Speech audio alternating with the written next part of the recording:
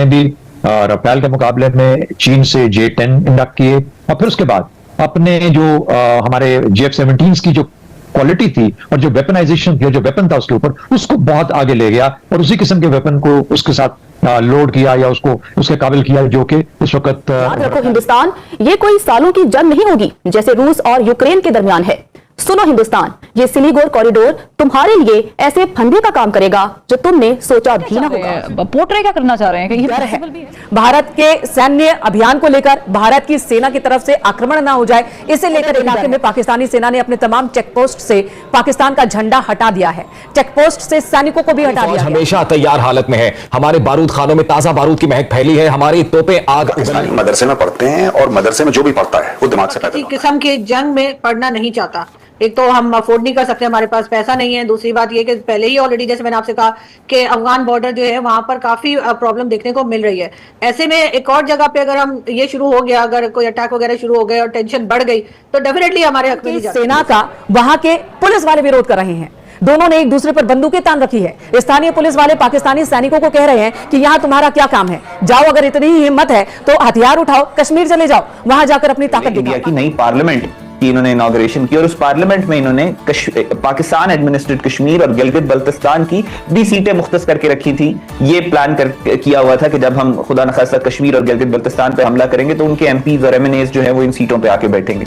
अपनी पार्लियामेंट के अंदर इन्होंने अखंड भारत का मैप लगाया। ये बिलीव कर ले कि जो लड़ाई है वो इमिनेंट है, वो होनी है, और ये किसी वक्त भी या किसी मौके पर भी हो। उसमें ये है कि एक वो चीज नाम ले रहे हैं कि जी 13वीं की एक पूजा होती है वहां पे। जब कोई शख्स मारा जाता है तो 13 दिन के बाद उसकी एक पूजा होती है जिसको 13वीं वो कहते हैं। अब ये भारतीय हुकूमत की एक इंतहाई सीनियर जो सोर्स है उसने एक आलमी मीडिया के एक साफी को बताया कि जी बहुत सारा हम पे जो प्रेशर आ रहा है, लोग ये कह रहे हैं कि जब 13वीं की हम पूजा करेंगे, जो 5 मई को वो तारीख पूरी हो रही है, तो हम उन मरने वालों को क्या मुंह दिखाएंगे। मियां शहबाज शरीफ साहब कहाँ हैं?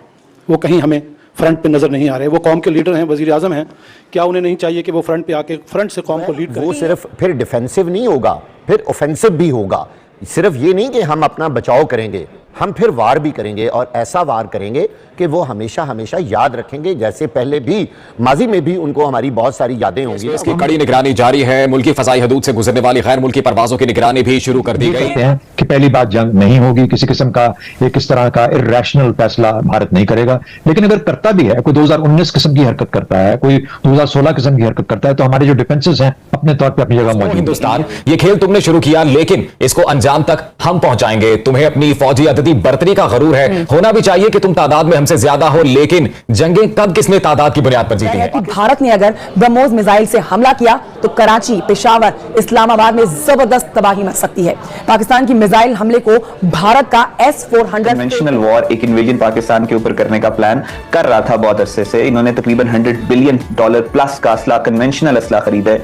दुनिया का सबसे बड़ा ये इंपोर्टर है असले का, और जो पिछले 3 साल से ये ट्रेनिंग कर रहे हैं, मिलिट्री ट्रेनिंग कर रहे हैं, वो सारी कन्वेंशनल जंग की कर रहे हैं। जो मोदी के सर पे सवार है, जिसको उसने हमेशा जो है अपने पॉलिटिकल मकासद के लिए इस्तेमाल किया है, और जो भारत पिछली कई दहाइयों से जो कश्मीर की डेमोग्राफी तब्दील करने की कोशिश कर रहा था, पहले उसने 370 खत्म की, और अब इस वाक्य को बुनियाद बनाकर जिस तरह से इंसानी हकूक की जो खिलाफ वर्जियां वहां पे की जा रही हैं, सिर्फ कश्मीर में नहीं पूरे इंडिया के अंदर कश्मीरियों के लिए जो है और मुसलमानों के लिए जो है वो जिंदगी अजीरन कर दी गई है। कर देते हैं आप हमें बताइए, परेड ग्राउंड भरना है, सारे पाकिस्तान भरना है, कराची में कायदे आजम के मजार के बाहर ग्राउंड भरना है, जगह बताइए, इजाजत दीजिए, हम आपको पूरे पाकिस्तान को इकट्ठा करके दिखाते हैं।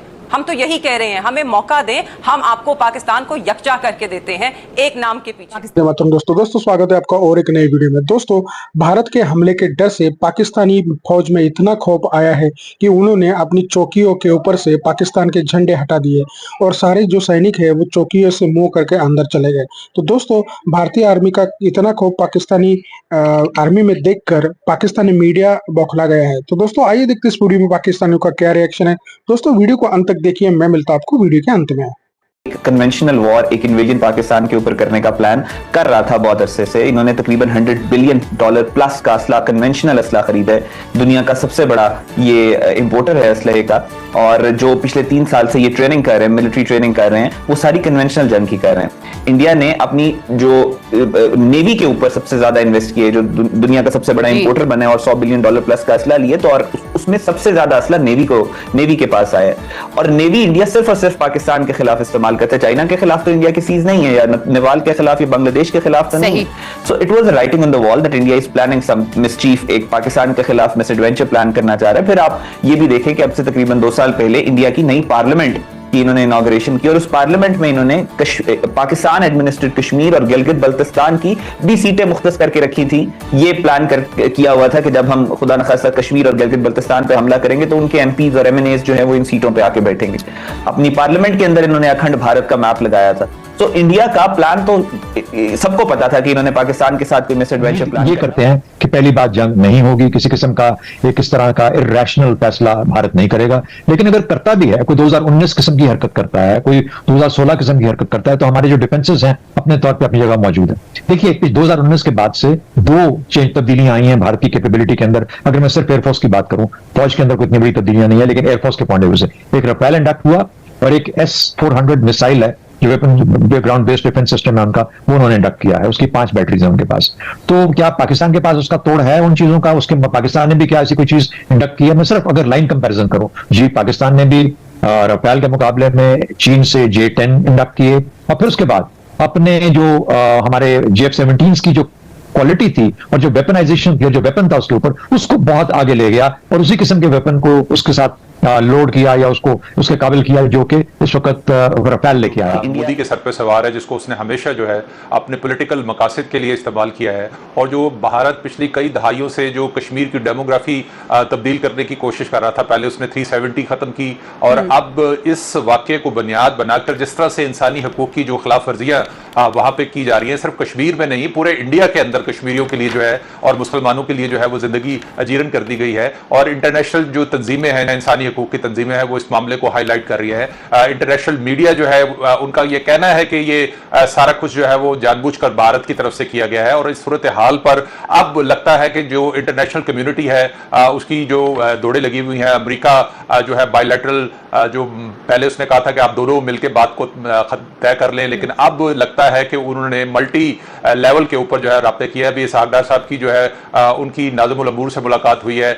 फिर जो है वो वहां से जो सेक्रेटरी ऑफ स्टेट है वो भी यकीनी तौर पर पाकिस्तान और इंडिया की क़यादत से बात कर रहे हैं। सऊदी अरब ने भी आज एक स्टेटमेंट दिया है कि दोनों मुल्क जो है वो सब्र तहम्मुल का मुजाहरा करें। जिस तरह के हालात कल रात से डेवलप हुए हैं कंट्रोल लाइन के ऊपर, वहां पर जो भारतीय तैयारों की परवाजें हैं या उसके बाद जो लाइट जो असला इस्तेमाल किया गया है, सीज फायर की खिलाफ वर्जी की गई है, तो ये सूरत हाल की जो संगीनी है उससे जो है वो बखूबी अंदाजा लगा रहा है और पूरी दुनिया को इस चीज का एहसास हो गया है। तो जैसे कि आपने वीडियो में देखा कि कैसे पाकिस्तानी मीडिया जो है भारत की आर्मी के खौफ ज्यादा हो गया है और अपनी गिदड़ बप्तियां लगा रहा है। दोस्तों इनके पास मतलब जो रिसोर्सेस चाहिए भारत के साथ लड़ने के लिए वो रिसोर्सेस बिल्कुल भी नहीं है, लेकिन ये पूरा का पूरा एक fake camouflage verbal attack Bharat के आर्मी के ऊपर और भारत के ऊपर कर रहे हैं।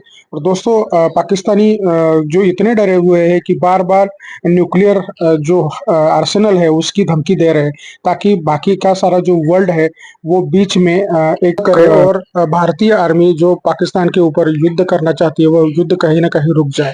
लेकिन दोस्तों अभी भारतीय आर्मी ने बहुत जबरदस्त तरीके से मन ठान लिया है कि इनफ इज इनफ।